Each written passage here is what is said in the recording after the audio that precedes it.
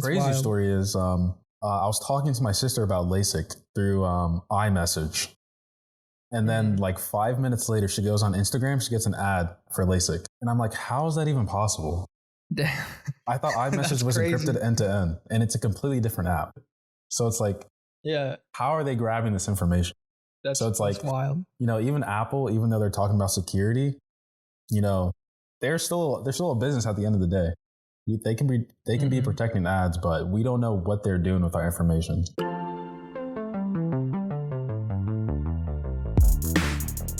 Hello, everybody, and welcome to the 714 podcast. Today, I got Dayo on here.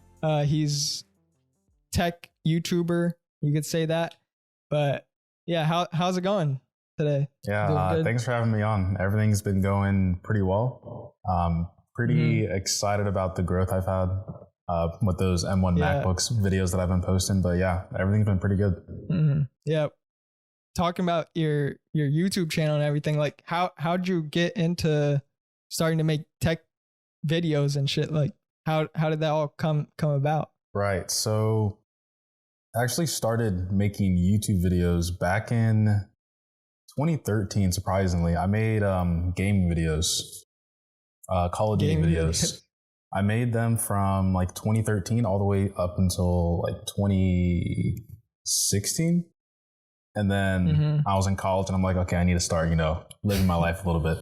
And so then like 3 years later, at the beginning of 2020, I decided that, hey, I need to, try something else. And kind of like how I said in my 10,000 subscriber video, I just wanted a project that can make me have a little bit more self-confidence. And I found that if I forced myself to make YouTube videos, it would kind of make me go over the fear of, being afraid of, talking to people and whatnot. And I also felt like I had a stuttering problem. And I felt like in order to help my communication skills, YouTube could help me do that. And, I enjoy talking about tech, personal finance, and other things like that. So surprisingly, everything worked out in my favor long term. Yeah. That's great to see. And you talk about like the judgment and fear of, or that anxiety of when you start and everything. And I could relate to that personally because of the podcast and everything. But yeah, once you step into it, I think all the fear just goes away, because once you start and you start to realize, like, I enjoy doing this and people are gravitating towards it as well. And it's great to see that kind of interaction. And then of course, like when you start, it's not going to be like the best, like you're not going to have everything in the beginning, but you could see the growth over time, which is great to see. Right. 100%. I also want to add that, when you first start, you realize, oh, it's actually not as bad as I thought. I think people just, kind of psych themselves out. And like, I mean, at least for me, I always think of like the worst possible scenario. But then when you actually do it, you're like, oh, none of what I thought actually happened. Everything actually turns out great. So I think, the first step is to, what you said, once you start doing it, you realize that, hey, this is actually enjoyable. So completely agree with everything you said. Yeah. Just starting. And tech, like for me, tech has always been a big part of my life. You probably know like MKBHD and Unbox Therapy, like those tech channels. Yeah. Like I've always watched those like since I could remember being on YouTube. I've always watched tech videos my whole life. And what I like about yours and how you make tech videos, because now, there's a bunch of creators that also make tech videos, but you do it in a way where you focus on the product like so intently, like there's no distractions. You just focus on it and you have it in such a detail that it's very interesting to learn about everything that you do. So just props to you on finding your style in the mix of all the tech videos out there. Like you found your own niche kind of. Yeah, the surprising thing is when I first started off, like most people with smaller YouTube channels, you don't have a lot of stuff to work with. And so when the new 2020 MacBooks came out, I didn't have the old MacBooks to compare it to. So I was actually comparing myself to like when you first start off, you're trying to emulate someone. And I was actually contacting other YouTubers, like saying, hey, can I use your benchmark scores for my videos? Because I don't want to pull out numbers out of the air. So the only YouTuber that came back to me was Dave Lee or Dave2D. I'm actually happy he changed his name back to Dave2D.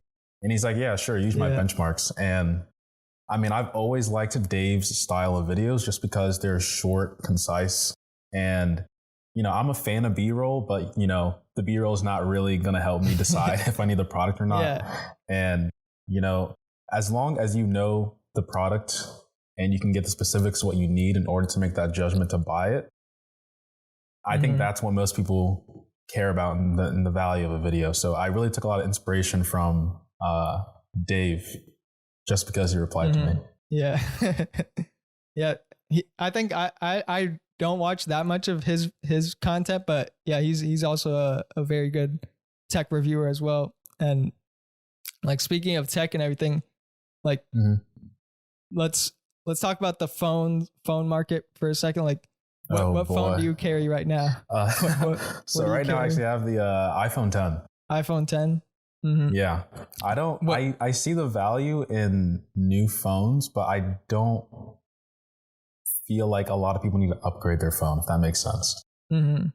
So they shouldn't upgrade like every year?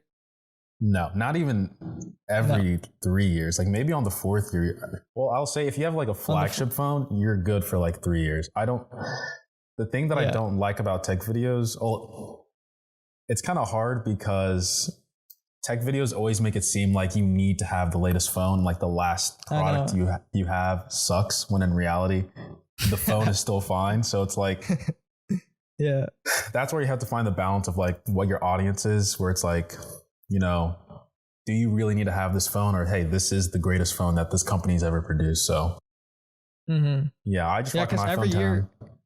Every year they'll continue to have better products. Like it's not going to stop like not getting better. So like, a lot of people, especially with iPhones, I see, you know, you see the lines outside the Apple store every year, like sold out Apple products every time.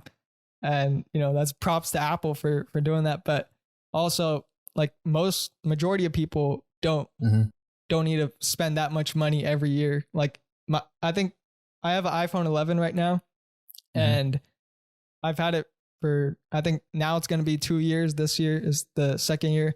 And I'm probably not going to upgrade to the newest one. I'm probably going to wait another year or two to make that decision. But yeah, I don't see the point in upgrading every year either. So yeah. So let me ask you this question. What would make you want to upgrade to the next phone? Like what feature are you solely waiting for? Or is like the iPhone 11 like the perfect phone? Maybe like a smaller notch, like instead of, that's pretty much it.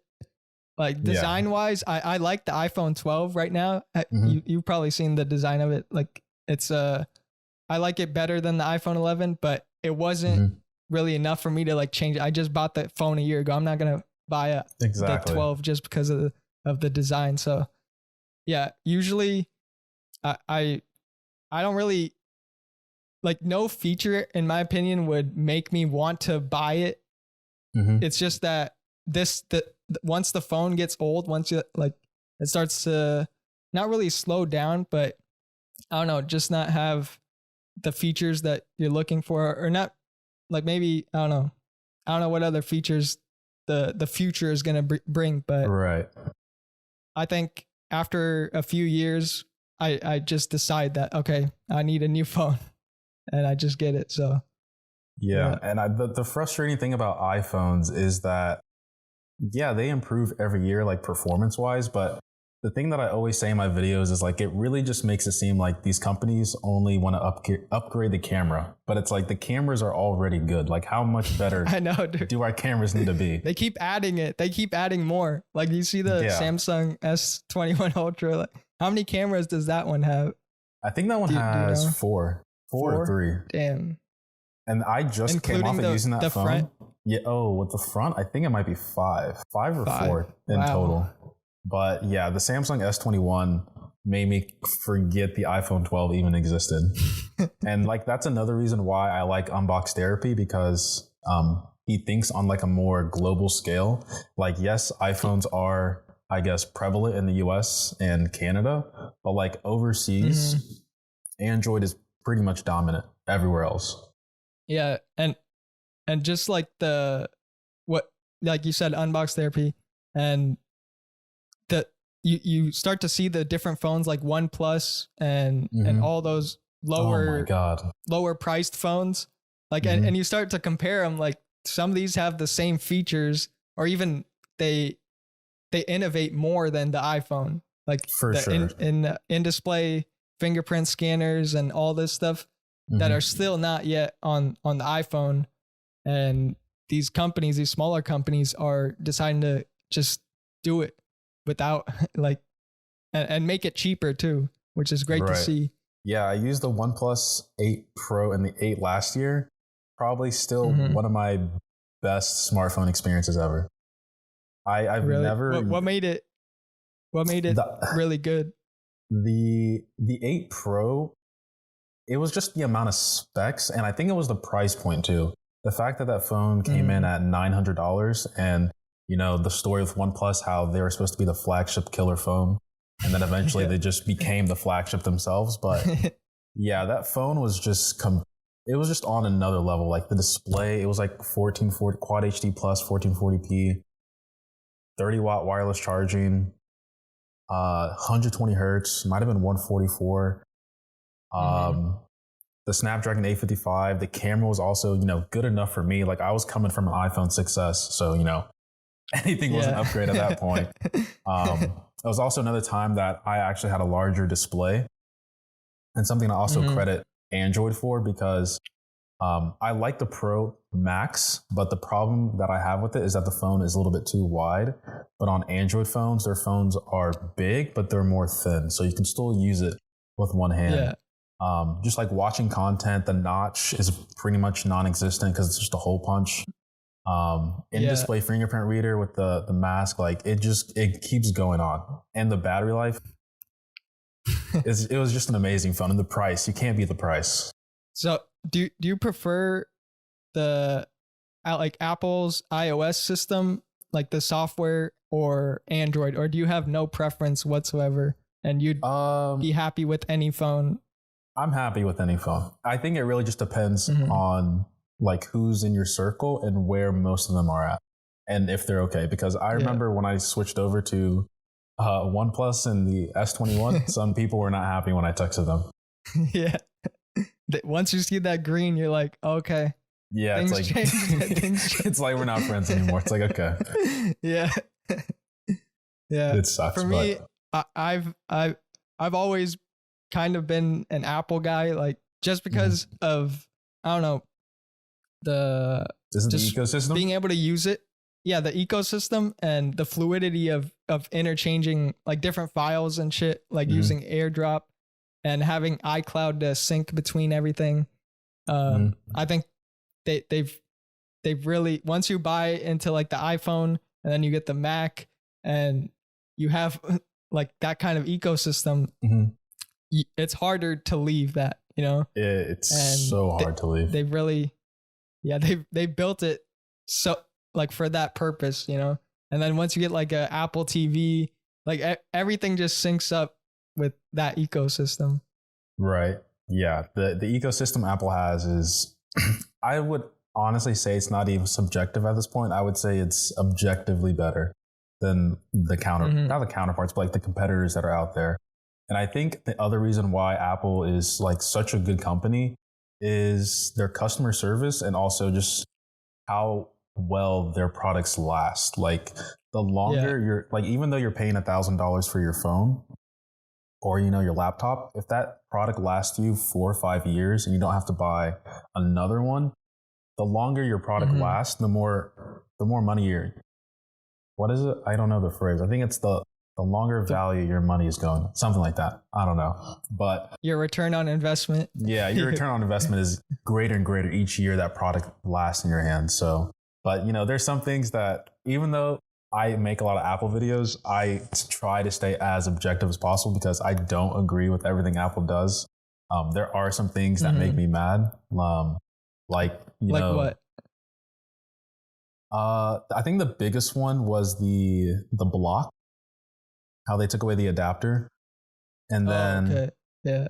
Because you just mentioned like the OnePlus, how they have like fast wireless charging like in the box and it's cheaper, and Apple yet doesn't do it for like environmental reasons, you know? Yeah. So I would have been okay with the 12 if it came with a USB-A to Lightning, but it came with the USB-C to Lightning. And I know like a lot of people upgrading to the 12 probably don't have a USB-C lying around, so that would force them to go buy an adapter at like $30. But I mean, like I always say, I always try to play devil's advocate. You know, Apple's a business, and you know they're smart when it comes to being a business. That's why they're worth $2 trillion. So they know their customer base is like loyal to them, and they have, you know, deep pockets, and they're willing to pay for it. So it sucks as a consumer, but as a business, I guess you can say it's a smart move. Yeah. Do you think they'll make the USB-C only, or do you think they'll continue with Lightning ports like going forward?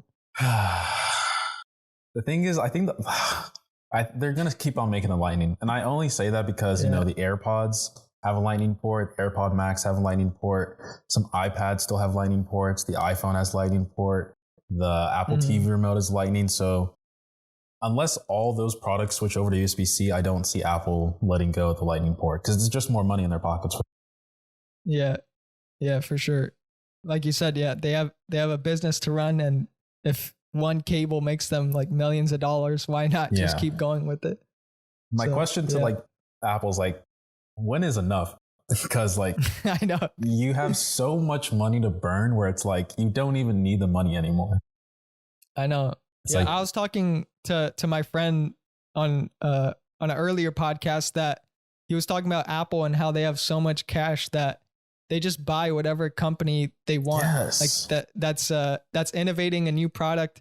Like he was talking about, there was a company that was doing Touch ID stuff before they had it, and they just bought the company and used everything that they made into what Touch ID is now, you know?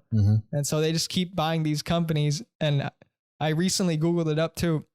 I think it said they buy 20 to 30 companies a year just because they can, and they want to improve and innovate. They better be careful because they can't become a monopoly. They can't be buying up everyone.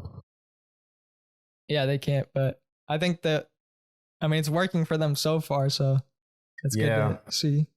I mean, sometimes I think some of their options that they provide aren't the best. Like, I think they did really good with the audio lineup, how they bought Beats and I guess to use their technology to, you know, create their own, but they kind of just killed the Beats brand themselves. But like Apple Arcade. Didn't you just review the what's the headphones that they made? The AirPods Max. How are those? Those are good. Honestly, I think they're okay. I don't think they're worth $600 after taxes, but you know, my sisters love them.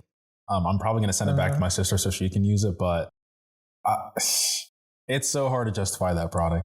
It's definitely a luxury product. It's not worth $600. You're better off getting like the Sony XM4s or the XM3s. Is the quality like better than all of them, or do you think, or like the build quality better than all the other headphones in that price range, do you think? So I don't have too much experience in the headphone game because I just have the Sony XM4s. Well, I would say that they're better build quality, but the fact that there's no case that protects the whole thing is like a huge, it has to be an oversight. It might have been on purpose, but it just doesn't make sense for a product that expensive. And it has Isn't lightning the case like open a little bit? Yeah. Yeah. Isn't the case like right open? Here. It's like, what is this? It doesn't make any sense at all. I mean, it's a good product. I think it sounds better. You have them? No, I don't have. I'm just saying like half the headphones exposed right there. So yeah, and it's like crazy. It doesn't make sense. It doesn't make sense for me as a consumer. From an engineer standpoint, probably. Yeah. So what do you expect from the future, like in tech in general? Like what are you most excited about this year, and like in the future of tech, really? Like what do you excited about? Of the product I'm looking forward to the most this year would probably be Lucid Motors' first EV vehicle that should be coming out, I think, sometime Q2 or Q3 this year. My second most anticipated product would probably be the OnePlus 9 Pro. If the iPhone 13 isn't good, I'm probably just going to use the OnePlus 9 as my main phone. And I guess the third thing would probably just be how Tesla evolves their autonomy and self-driving. Because I think those are, I mean, smartphones are pretty much plateaued in my opinion. But in terms of electric vehicles and autonomy, that's what I'm really excited for the future. Yeah. You mentioned like Lucid. What are, did you look up like how they're going to be different from Tesla? Like, are they innovating in any way, or is it just another, electric car company? What is making their car like different, I think what sets Lucid apart from Tesla, and I think it's really just that extra fit and finish that Lucid has over Tesla in like the higher echelon part of the market. Because I think the biggest thing people complain about the Model S is when you sit in it is that it doesn't feel premium. It doesn't feel luxury. Yeah. I think that's a reason why people went over to the Taycan or even like the Audi e-tron, just because when you sit in it, it feels like you're paying for, a 6-figure car. And I think from the pictures I've seen from Lucid, it looks like an amazing car in terms of luxury. But I feel as though, in terms of people buying an electric car, I mean, what's coming out now is like $150,000. And I mean, I think that market is so small, even though I think they're going to get a decent amount of return on it. I feel like the younger demographic doesn't really care about like that extra fit and finish in the car. It really just comes down to the price and, the functionality. Like I can buy $70,000 Tesla Model S, or I can pay double, for my seats to feel a little bit nicer. It's like, doesn't really make sense. Yeah. Tesla right now, I think they have the whole game, like electric car game. Like they're the kings right now. Cause for sure. I just look at the road. I live in Southern California. Oh, so you see them everywhere. I see it. Like my neighbor has a Tesla Model 3. I see Tesla Model 3s like every day. Every time you're driving, you see at least 2, 3, 4 Teslas all the time. And so when you compare it to like what they've built, and also like their charging stations as well, like the quick charge like map of all around the US basically and around the world, they've had the time to build that out more than many of the car manufacturers today. And yeah, like you said, the auto what is it? The automatic like driving. Oh, the autonomy, the self-driving? Yeah, self-driving. I think they're going to be the best at that too as well.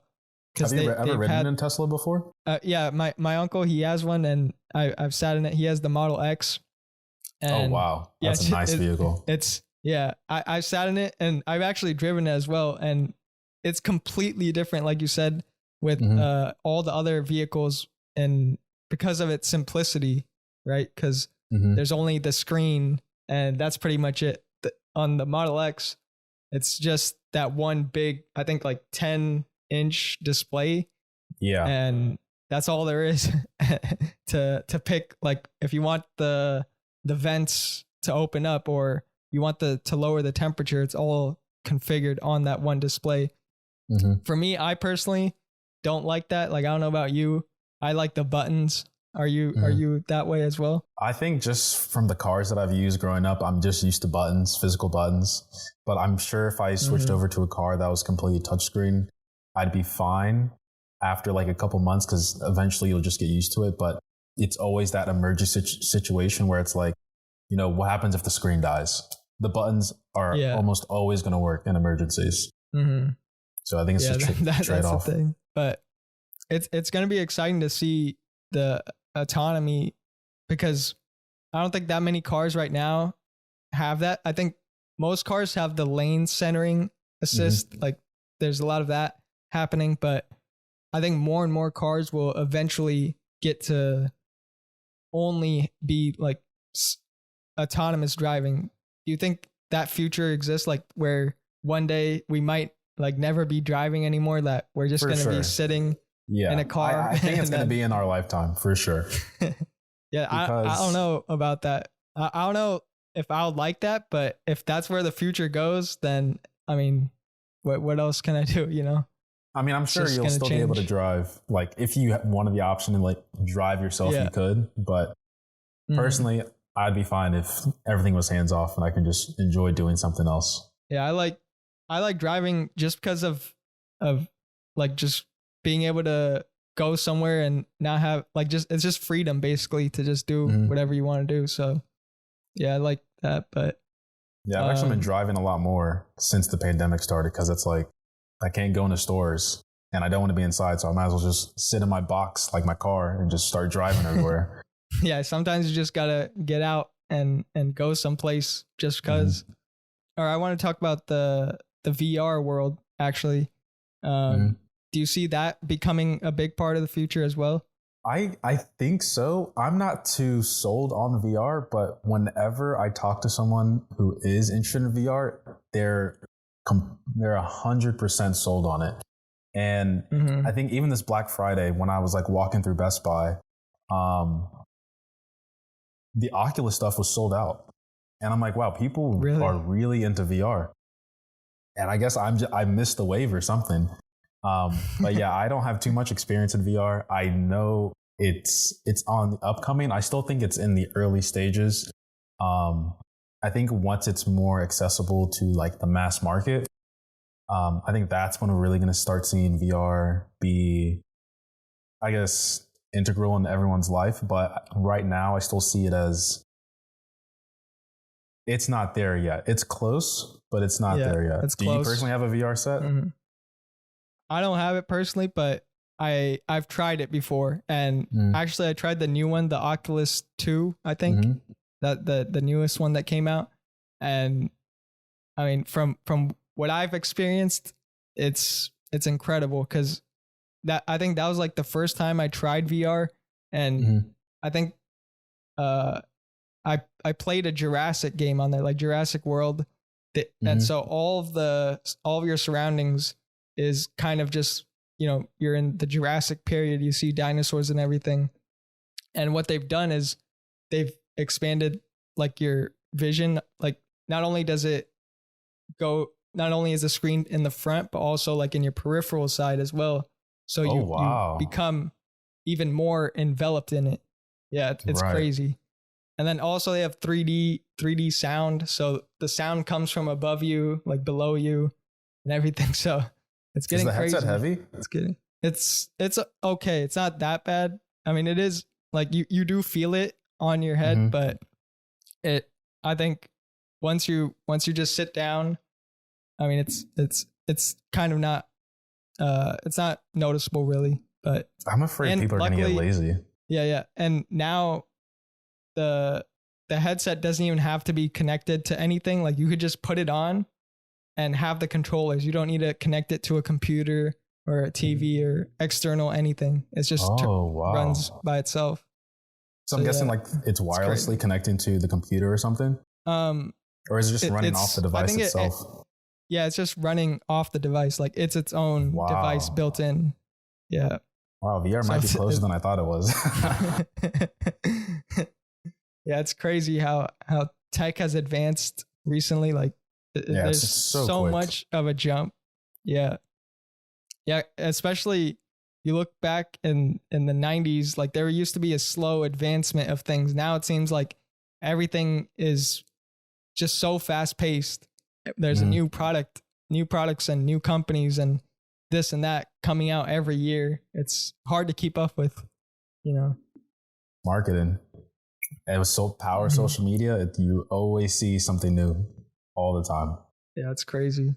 Back then, you have to like get it through the newspaper, hear it off the radio, or watch it on TV. If you even had a TV in the house back then. Yeah. Now it's just everybody has a TV with their phone and Exactly. can use the internet. And, you know, with Google and Yeah. Facebook seeing ads, knowing what you want, you have the product that you want in your face all the time, every day.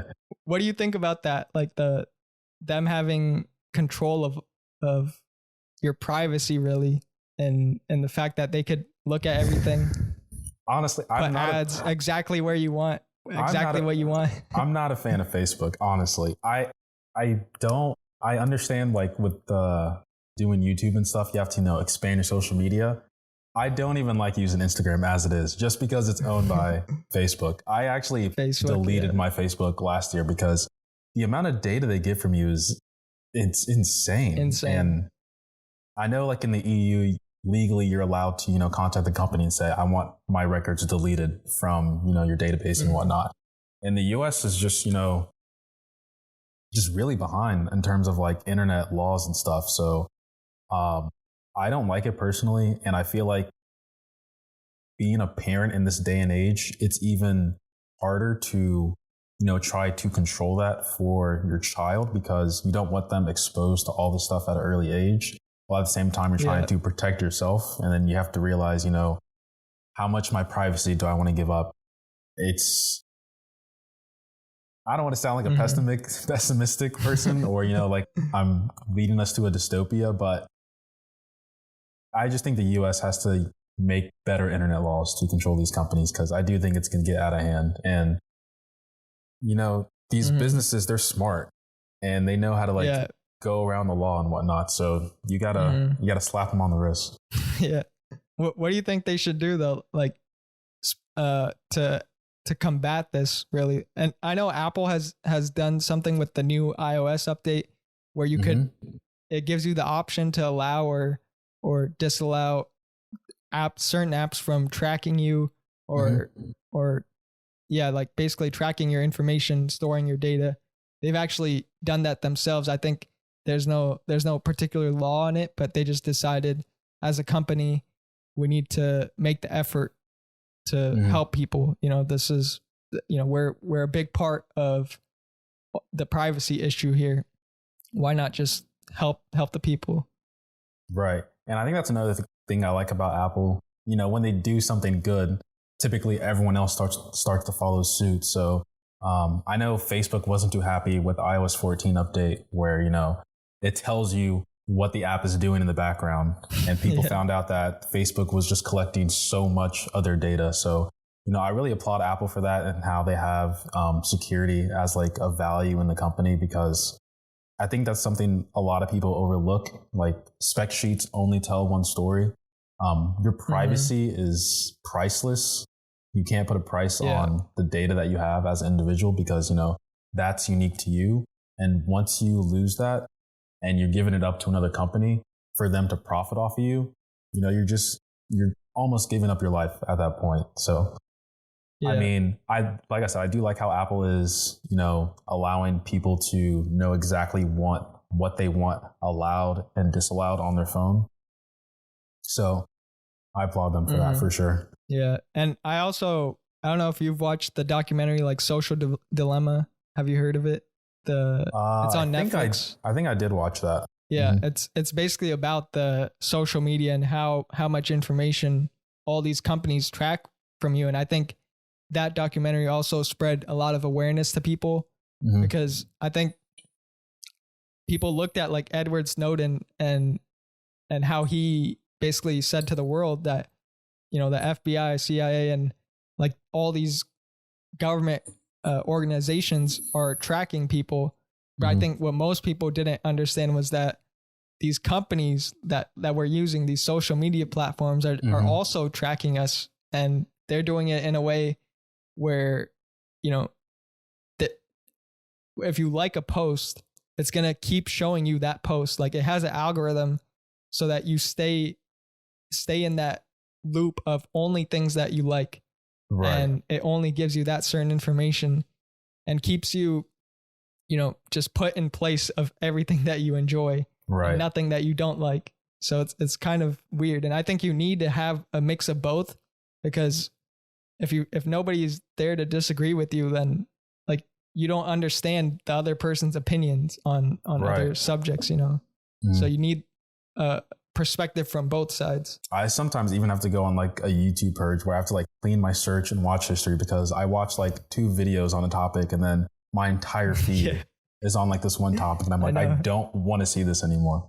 So I just have to purge everything. Yeah, YouTube has some crazy like recommendations. Like after you watch one video, you see the sidebar and all the videos like recommending, and they added the autoplay feature a few years ago too, so it auto plays the next video. So it's crazy how these companies have been able to, you know, figure out how they could grab your attention in any way they can. Really, it's crazy wild. Story is I was talking to my sister about LASIK through iMessage, and then like 5 minutes later, she goes on Instagram, she gets an ad for LASIK, and I'm like, how is that even possible? I thought iMessage was encrypted end to end, and it's a completely different app. So it's like, how are they grabbing this information? So it's like wild. You know, even Apple, even though they're talking about security, you know, they're still a business at the end of the day. They can be protecting ads, but we don't know what they're doing with our information. Yeah, there's no way. And that documentary, The Social Dilemma, I felt like they went like, it was a pretty lighthearted documentary. I feel like they could have gone way deeper and scared a lot more people. Yeah, but at least, you know, they gave some awareness to it. I think a lot of people didn't know like anything about this, and then like people watched it. But also, like, speaking of like the other side of more security and for the people, Bitcoin and cryptocurrency. What are your thoughts on that? I wish I knew more about cryptocurrency. I really do.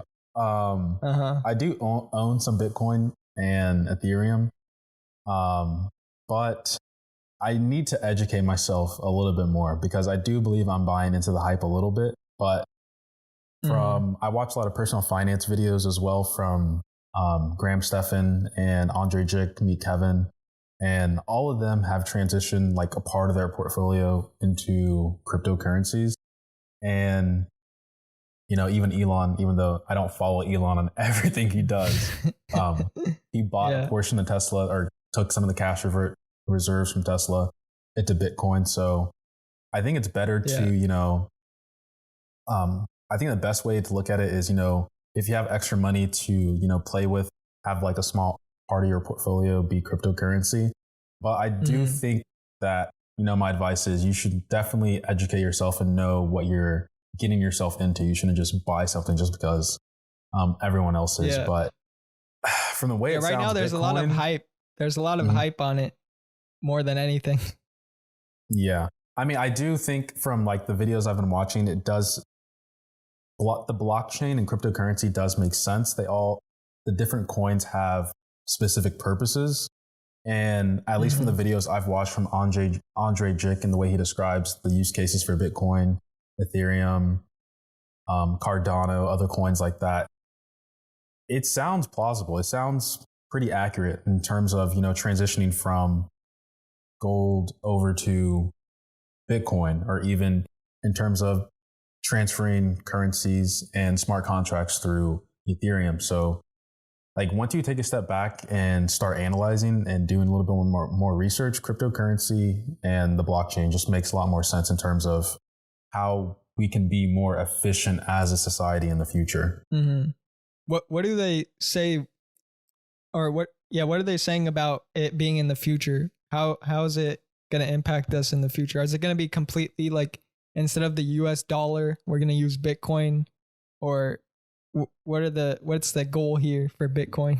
I mean, I really don't want to speak on topics I don't know too much about, but I guess I can give my understanding from the way Andre Jick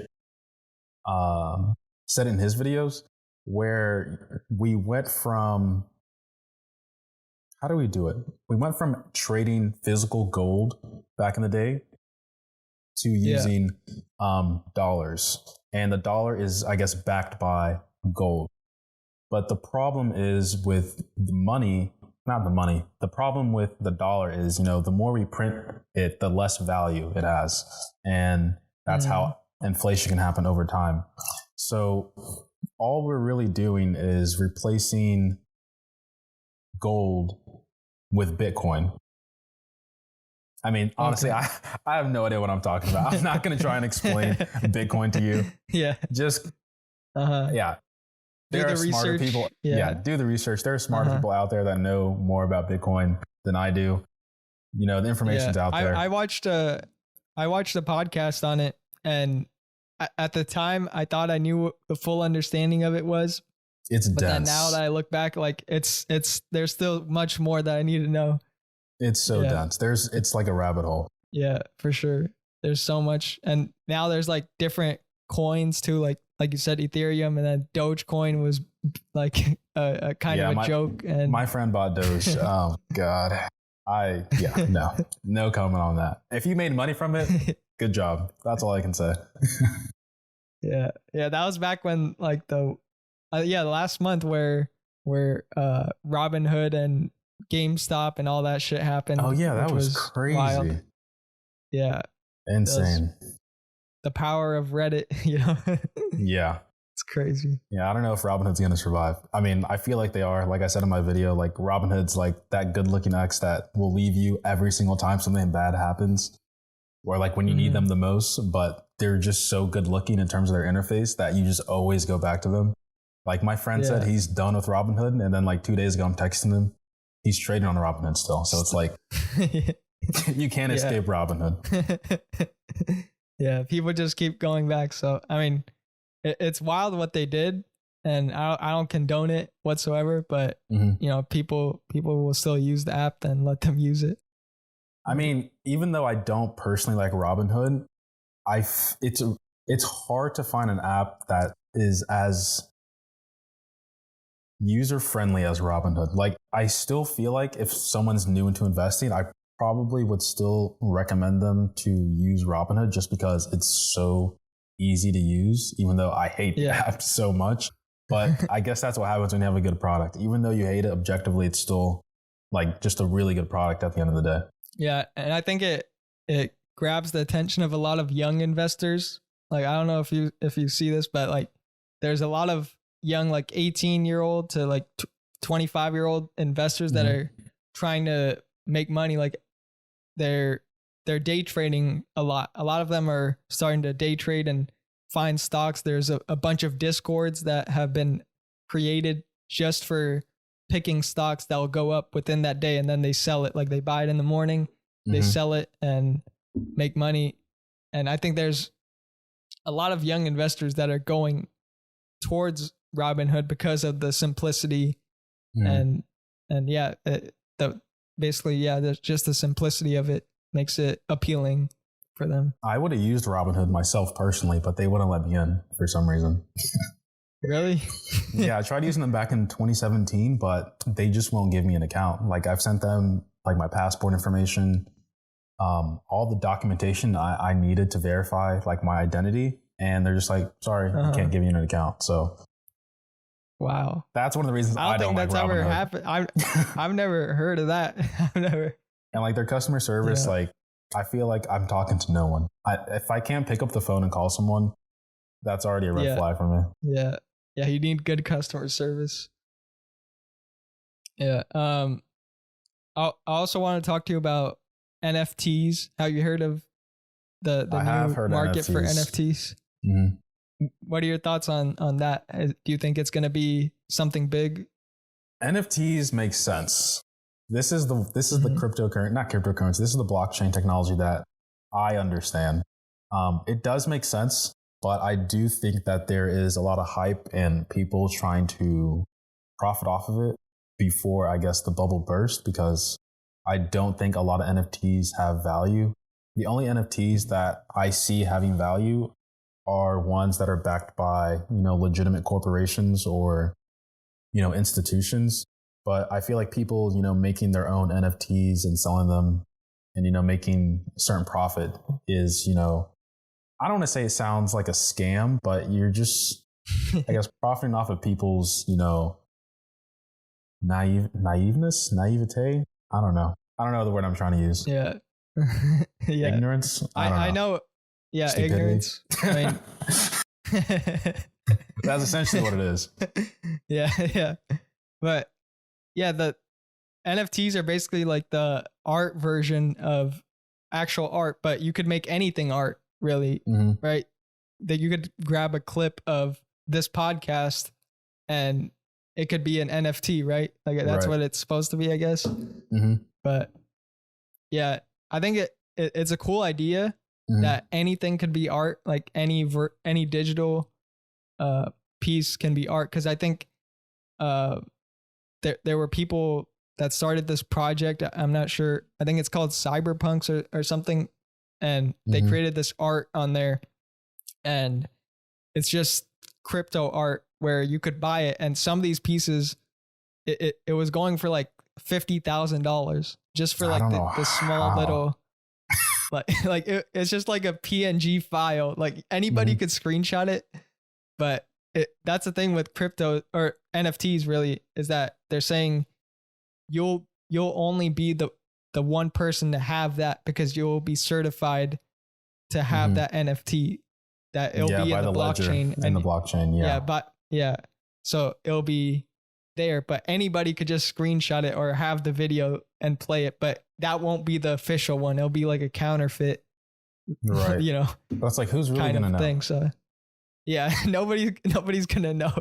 It's just a video, and yeah, I think you have to have like a passcode, or you got to keep that safe somewhere so that like that you can unlock the NFT. So it's weird though. I do think it would be weird, if going to like an art museum and you just see like QR codes everywhere instead of the physical painting itself. I don't want that to go away. I do appreciate original artwork in its original form. So I know there's some institutions that are like burning their art and converting it to NFTs. I feel like they're jumping the gun a little bit too early. Damn. It's like that's business for one. Yeah. Tourists, I think people go right now, go ahead. Yeah, right now I think more people would prefer like physical art, especially like if it's a Van Gogh painting or like Picasso. Like you want to see that in real life.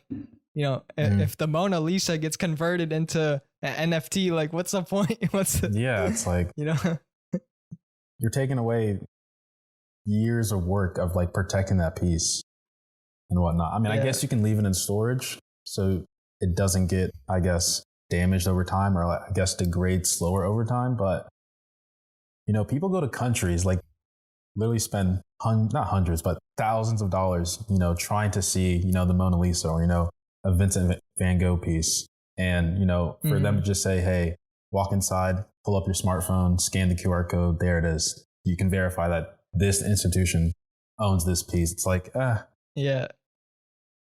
and plus I think when you go to a museum, I don't want to look at a phone to see art. Like I want to see the real thing, how it was meant to be, like by the artist, how they intended the work to be, not just some like basically screenshot or like photo of it, So I don't know about the paintings like in museums, like the one you have behind you or like this, or I don't think that should be converted into just the digital file. But I think graphic design artists could have a big increase in this because their art is already digital, right? So they're making designs digitally.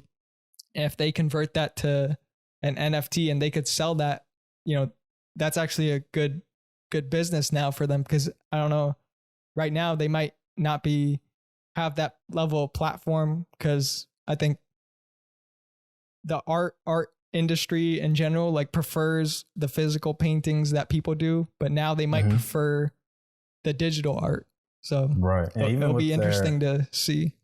Even with the artists that are doing digital art, it'll be easier for them to prove that that's their artwork and not someone else's online. Yeah, and saying, hey, this is actually mine. I can prove it through the blockchain. Yeah, that it's crazy how it was all created. Do you know that, like how everything was created, like the blockchain, or that's not something you looked into? That's not something I've looked into. Because it's wild, dude. When they're you made think by about people much smarter than me. Yeah. Yeah.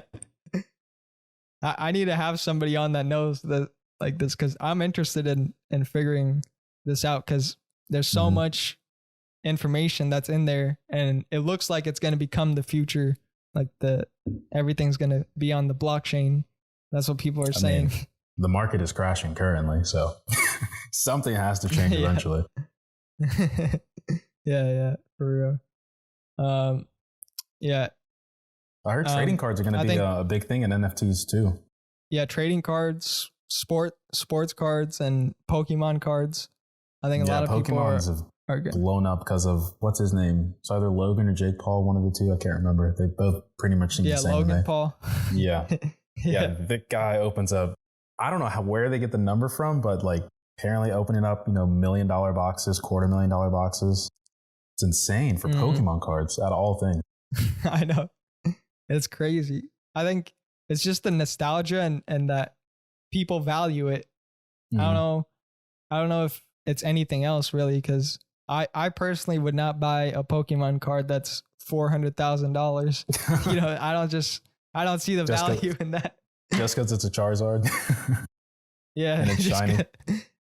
Yeah. It's crazy though. I mean, some people have money. I don't have money like that. So if I did, I probably still wouldn't buy the card. Yeah. Yeah. I think you should only invest in stuff that you enjoy doing, or like you enjoy investing in. Because if you don't really enjoy it, I know probably Logan, he probably enjoys Pokemon cards, and he has the money and stuff, so he gets it. And apparently he's like a diehard Pokemon fan too, and he's been doing it before like the whole Pokemon thing blew up too. So yeah, and the Pokemon things that he's buying, like I think he's buying a Pokemon box, that has different packs in it and everything, and those are like millions of dollars to have the box. So he's going like way up there with in the Pokemon game. So it's crazy. I think he's giving back like most of the money that he makes from those too. So there's always a positive spin on that. Yeah, that's good. I think we covered pretty much everything today, and I really appreciate you joining me for the conversation, and I hope you enjoyed the talk as well. So thank you for coming on. No problem. Thanks for having me. Yeah. Thank you everybody for listening. We'll just wrap it up there. Hope you guys enjoyed it, and we'll talk to you guys later. Peace.